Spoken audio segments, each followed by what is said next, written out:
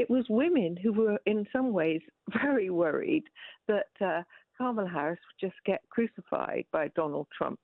And it's been very liberating, I think, for women to see that sort of pent-up fear evaporate, and they get, and they're getting right behind her. I mean, black women are absolutely the cornerstone of the Democratic Party vote. They're the most reliable pro-Democrat voters, and they are really pumped up about it. Kamala Harris hasn't wasted any time since Joe Biden announced he was stepping aside and endorsed her as the Democratic presidential nominee last Sunday. It's been a busy week of campaigning for the vice president, who's now polling just 2 points behind former President Donald Trump, according to the latest Wall Street Journal poll published yesterday. Meanwhile, concerns are growing in Republican circles around Trump's choice of running mate, Ohio Senator J.D. Vance, who's doubled down in his comments that the Democratic Party is anti-family. Well, joining me now is Sarah Baxter, director of the Marie Colvin Centre for International Reporting based in the States.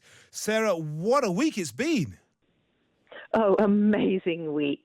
It wasn't so long ago we chatted and we thought everything was all wrapped up for Donald Trump.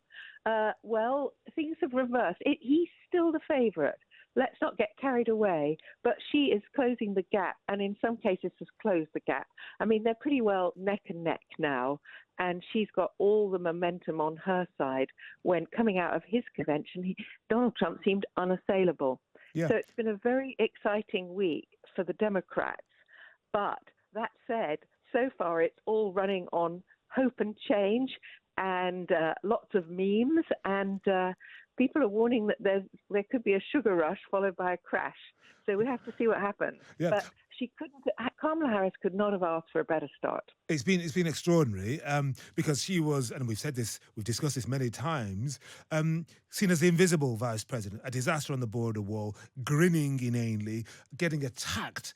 And people thought, well, it's got to be anybody but Kamala if Joe Biden does step down. That's changed so much. On what basis has she closed this gap, do you think? What are we pinning it on? Well, apart from just sheer relief and joy that people no longer have to cringe every time Joe Biden appears as the candidate. Let's be honest about that. Yeah. He was a massive cringe. Pictures of her and a video of her laughing is just sort of pales by comparison.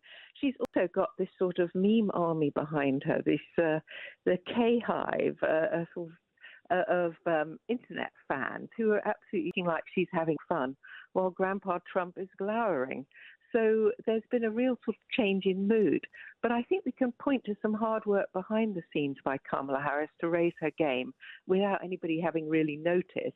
A lot of the stuff that is thrown at her dates from when she was a candidate in 2020, running to the left of Joe Biden, and trying to appeal to progressives without coming full on Bernie Sanders.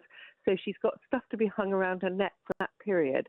Then she got off to a very faltering start as vice president, seemed to make a complete mess of her own office, and then, of course, did not manage to control the narrative at all about whatever her job was at immigration, and definitely, got defined as the border czar who failed, and that's coming back to haunt her as well. But actually, quietly behind the scenes in the last 18 months, she's been doing terrific work on university campuses, talking about abortion, talking about Gaza, talking about moving things, exactly the sort of campaign themes that you're hearing now about not turning back, moving things forward, etc. And I think to come up with the slogan "Freedom" to Beyonce was a stroke of genius, as opposed to going on soberly as Joe Biden did about how one really has to save democracy. Yeah.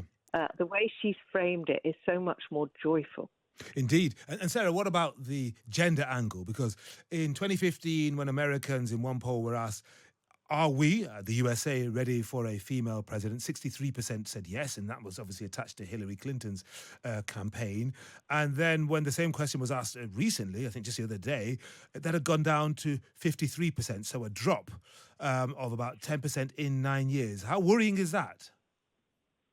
Well, I think, I spoke to a lot of women, and indeed I am one myself, of course, and and black women when the pressure was on Biden to step down. And it was women who were in some ways very worried that Kamala Harris would just get crucified by Donald Trump.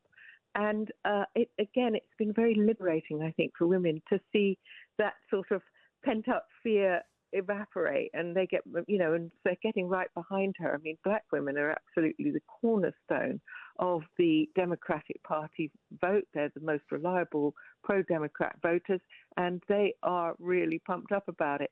So, people have had to swallow their fears because she is the candidate, and suddenly those fears no longer seem so mighty because they're up against a particularly hyper-masculine, toxic, some would say, team of two men, Donald Trump, 178, and the other one, 39, who's looking more callow by the day.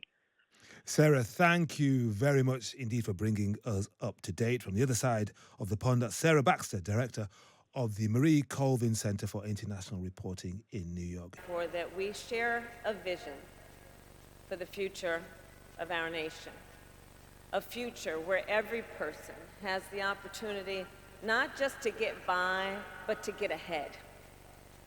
A future of social justice, health justice, economic justice, just as you have laid out in this year's theme.